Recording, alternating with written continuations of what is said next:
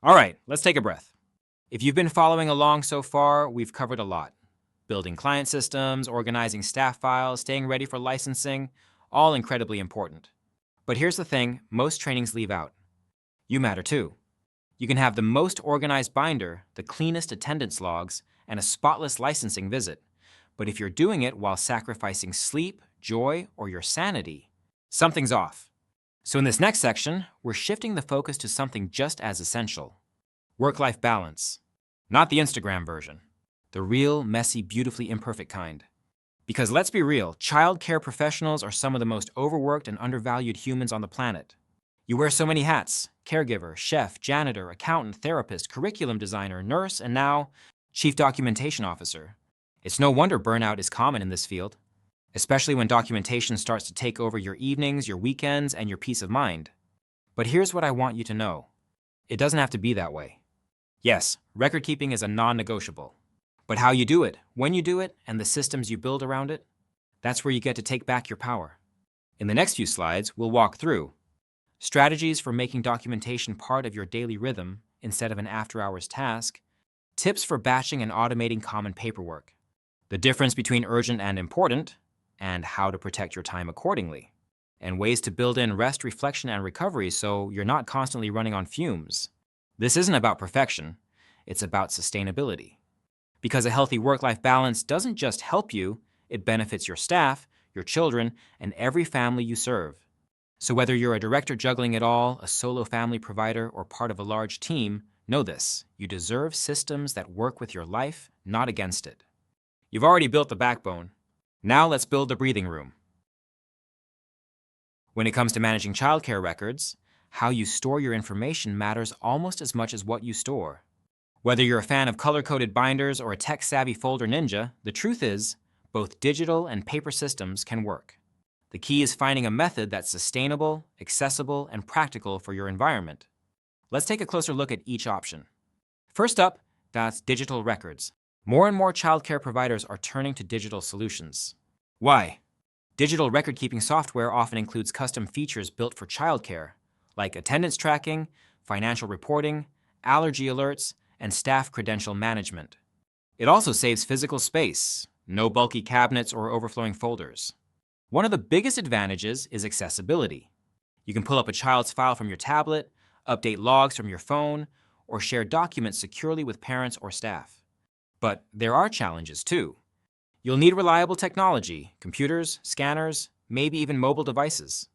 And while some platforms are free or low cost, many come with subscription fees or setup costs. So if you're going digital, be sure to budget not just for software, but for time to learn it, maintain it, and train your team to use it consistently.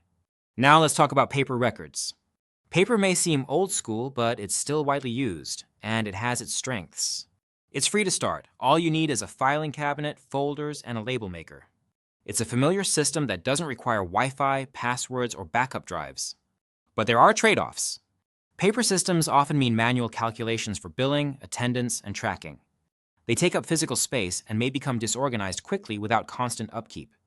And perhaps the biggest risk? Access delays. In an emergency, flipping through binders for allergy or medication info can cost you precious time. With paper, it's critical to build a system that is easy to find, easy to follow, and easy to update. So what's best? That depends on you, your staffing, your budget, your level of tech comfort, and the size of your program all play a role. In the next few slides, we'll explore how to combine the best of both worlds. Because in many childcare settings, a hybrid approach, where some records are digital and others are paper, works best. Remember, the goal is not perfection. It's progress toward a record-keeping system that fits your real life, not just a checklist. Let's explore 3 popular digital solutions that streamline record keeping, each tailored to different program needs and styles. First up, Procare. A veteran in the industry, Procare is used by over 40,000 childcare centers. It's a fully integrated platform with features for attendance tracking, billing and payments, family engagement, classroom management, and professional development. It supports mobile and desktop use, offers integrated payment processing via Tuition Express, and provides real-time reporting and curriculum tools. Ideal for centers that want an all-in-one system, no add-ons required. Next, Brightwheel. a highly rated app that's popular for its user-friendly interface and strong family communication tools. With Brightwheel, you can log sign in/out, share photos/videos, send daily reports, and manage online payments, all via a parent-friendly mobile app. Many providers report saving 20 hours per month on administrative tasks using Brightwheel. Great for centers or family homes focused on parent engagement and ease of use. Finally, WonderSchool, designed to support educators launching and growing programs, including in-home providers. It combines enrollment management, secure check-in, automated billing, parent photo sharing, and even marketing tools and business coaching. WonderSchool is also building AI features for smarter provider listings and efficiency. Ideal for providers looking to scale, connect with families, and reduce administrative overhead. Time and financial comparison. Let's bring this to life with a weekly time savings example. With paper systems, administrative work often takes 10 hours/week, time you're paying yourself for. At $25/hour, that's $250/week, $13,000 year. With a smooth digital routine, you might cut that to just 2 hours/week, saving $50/week, $2,600 year. That difference, about $10,400 annually, can more than cover the cost of a quality software solution. This is an estimate based on slide assumption and typical admin rates. Now let's shift the spotlight to something that defines your program's credibility and preparedness: how your center stores licensing-related documents. Ask yourself, what methods have you used to organize files for licensing inspections? Maybe you've used binder systems with labeled tabs by category, color-coded folders in locked cabinets, digital folders organized by child or staff member, a central compliance binder that's inspection-ready at a moment's notice. These strategies aren't random habits, they're best practices.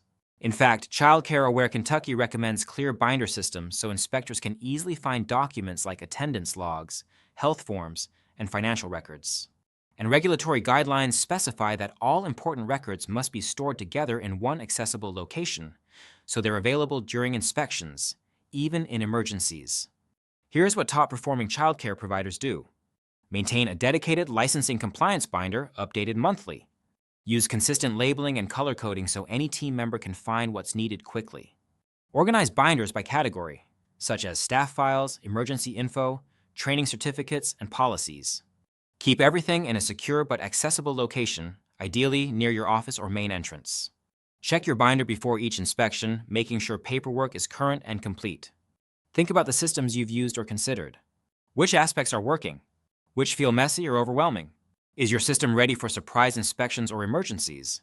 Even better, take a quick inventory. Open that compliance binder or digital folder now and note, are any forms missing or outdated? Are documents easy to locate? Could someone else find them if you weren't there? Whether you use binders, folders, or digital files, the goal is the same: ready, responsive, and reliable documentation that makes licensing visits smoother and keeps your program running confidently. Keep these principles in mind as we explore advanced systems later. You'll build on what already works and streamline what doesn't.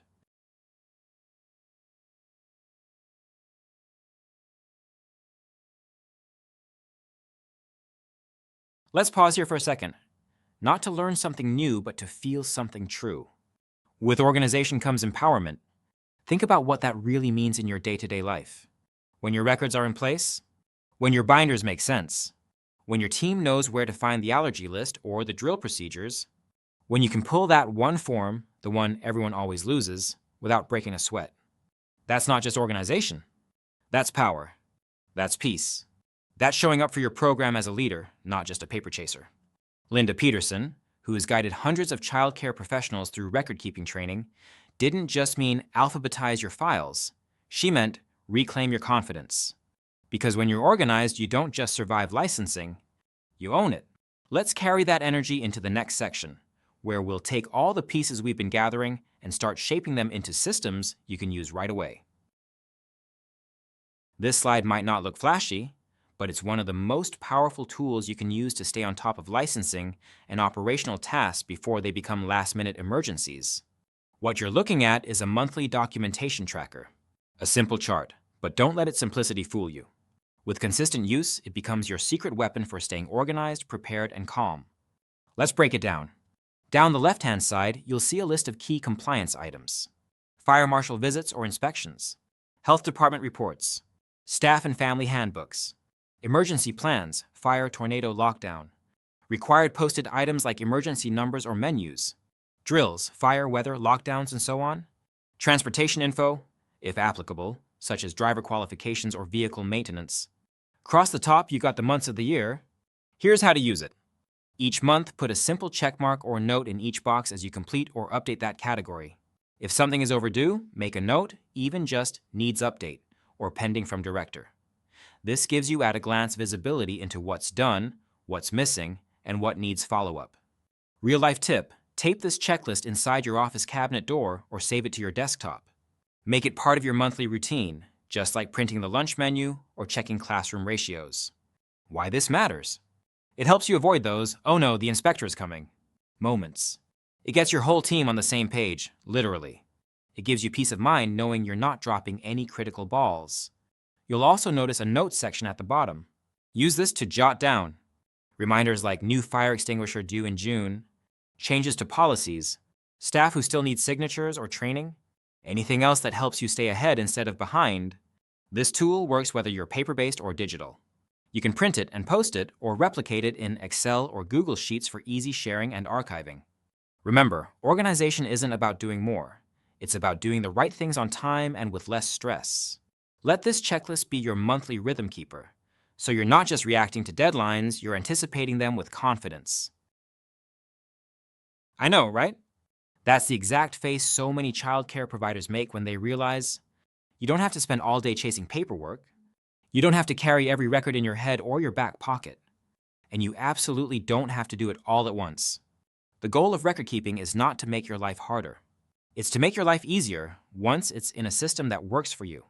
It's okay to batch tasks instead of doing them daily. Delegate when you can. Set a time limit and walk away from the paperwork. Build routines that fit into your actual day, not your ideal fantasy schedule. So take a breath. Smile. Maybe laugh a little. Because no, you don't have to do this all day. You just have to do it well. And once you've got the system, it takes care of the rest. Let's keep going. You're closer to calm than you think. All right, now that you've got your systems taking shape, it's time to talk about the secret sauce for keeping them running. Scheduling. Not the kind of schedule where every minute of your life is color-coded and your clipboard is surgically attached to your hand. I'm talking about a realistic, flexible rhythm that supports you instead of draining you. This slide walks you through a simple 4-step approach to creating a documentation routine that sticks. Step 1, write a list. Start with a brain dump. What do you need to document each week? Food program logs, attendance reports, staff meeting notes, parent communication, health checks, receipts and payments. Don't judge the list. Just write it down. The act of naming it already takes the pressure down a notch. Step 2, block out time. Look at your schedule and ask, where can I plug in 10-15 minutes to handle paperwork? What's a natural downtime during the day? Can I assign one category to each weekday instead of doing it all at once? Even blocking 15 minutes after lunch for quick notes can reduce your end-of-day stress. The sample table on this slide shows how 2 caregivers plan out documentation time, one working in short bursts throughout the day, the other blocking a larger window in the evening. There's no one right way. The best plan is the one that actually fits your real life. Step 3, create a routine. Whatever you choose, stick with it for a few weeks. Set reminders. Tell your team. Build the habit. Remember, routines don't have to be rigid. The goal is consistency, not perfection. And once it becomes routine, record keeping starts to feel lighter. Like brushing your teeth, something you just do without the stress. Step 4, now do. This is the part where you put the plan into action. If it works, great. If it doesn't, tweak it. You're not failing if it needs adjustment. You're learning what supports you best. Final thought. Time management for childcare providers isn't about squeezing more in. It's about protecting the energy you already have and using systems to help you work smarter, not harder. Let's keep going, because next we're going to look at how balance fits into this equation. Okay, you've seen the process. You've made the list, blocked the time, thought through your rhythm. Now it's your turn to make it real. This colorful example shows a class schedule, but the principle is exactly the same for childcare providers. Whether you run a center, a family program, or work in a school setting, scheduling your day isn't just about staying busy, It's about staying balanced. Want to avoid taking work home? Schedule documentation during nap time or at pickup transition. Always forgetting food program logs? Put it on your Wednesday checklist. Can't keep up with parent communication? Schedule 15 minutes before closing every Friday. It doesn't have to be rigid, but it does have to be realistic. Look at your typical day and ask, where are the natural pauses or pockets of quiet? Which tasks can be delegated or automated? Where are you repeating work that could be simplified? The goal isn't to become a productivity robot, it's to build a life you don't need to recover from. Even a loosely blocked schedule, with just a few standing tasks built in, can change everything. You'll feel more prepared, less frazzled, and more confident walking into each day. Try this. Take 5 minutes right now to sketch out your ideal daily schedule. Then compare it to your real one. What's one small shift you could make this week that would free up time or reduce stress? You're not just managing paperwork. You're managing your energy. And that, my friend, is the real secret to sustainability in this work. Let's take a deep breath. This might be one of the most important conversations we have in this course. You are a childcare provider, a small business owner, a leader, a parent, a partner, a person with a body and a brain and a breaking point. And yet, the expectations placed on you can feel impossible. Keep your records flawless. Stay upbeat with families. Respond to messages quickly. Show up for your staff. Keep your home or center clean. Oh, and don't forget to breathe, sleep, or eat something green. And if you're watching this slide with your head on your desk, like our friend in the photo, just know, you are not alone. There's a constant tension in this work between the expectations of your business and the needs of your personal life. And sometimes they clash. Your licensing agency may expect perfect files. Your body may expect rest. Your families may expect immediate updates. Your child may just want 5 minutes of your undivided attention. Here's the truth no one says out loud. You are allowed to disappoint unrealistic expectations. You are allowed to set boundaries. You are allowed to run your program in a way that honors your health and your joy, not just your compliance. This doesn't mean being reckless or neglecting responsibility. It means finding your rhythm. It means deciding which expectations are truly yours and which ones were placed on you by someone who's never run a program in their life. As we continue, you'll start seeing where you can create margin, not just in your schedule, but in your soul. So pause here for a second and ask yourself, what's one expectation, either business or personal, that you're currently carrying, that may not be serving you anymore? We'll carry this question forward, and by the end of the course, you'll have more tools to carry yourself forward too. Let's talk about something that's often felt but rarely discussed out loud in our profession: compassion fatigue and burnout. Childcare providers don't just work hard, they give hard. Every day, you pour your time, energy, and heart into children, families, staff, and systems. And sometimes, that tank runs empty. The table on this slide shows the key differences between compassion fatigue and burnout, and knowing the difference is powerful. Compassion fatigue. Compassion fatigue is the emotional residue we carry from caring deeply for others, especially in high-need or trauma-heavy situations. It happens quickly. A tough child incident, a family in crisis, repeated moments of emotional strain. It's like a secondhand trauma, and it can hit fast. The good news: compassion fatigue is often short-term. With rest, boundaries, and self-awareness, we can recover more quickly. Burnout. Burnout, on the other hand, builds slowly over time. It's not just about caring, it's about being overloaded, undervalued, and stuck in systems that don't support you. Burnout looks like dreading your workday, feeling numb or cynical, losing motivation, getting physically sick more often, and it takes longer to recover from. Why? Because it's usually about the system, not just the situation. Why this matters: when you know which one you're feeling, you know what to do about it. If it's compassion fatigue, maybe you need time away from intense emotional demands. A day off, a quiet afternoon, some support from colleagues or a therapist. If it's burnout, maybe you need systemic change. To delegate more, to advocate for better policies, to step back and ask what needs to change to make this sustainable. Either way, the solution isn't just to push through. You deserve to feel joy in your work, not just survival. So let me say this clearly. If you've ever felt like you're doing everything right but still feel exhausted, you're not weak, you're not failing, you're probably just carrying too much for too long without enough care in return. And now, it's time to change that. Let's pause and get really clear. What do we actually mean by work-life balance? Merriam-Webster defines it as the equilibrium between personal life and career work. That sounds simple, well, but in reality, it's one of the hardest things to achieve in childcare. Why? Because the lines blur. You bring your heart to work. You bring the work home in your head. And sometimes it feels like you're trying to pour from an empty cup, again and again. But here's the good news. Work-life balance doesn't have to mean quitting your job, hiring a housekeeper, or doing yoga on a mountaintop. It means creating space, emotionally and physically, to be more present in your own life.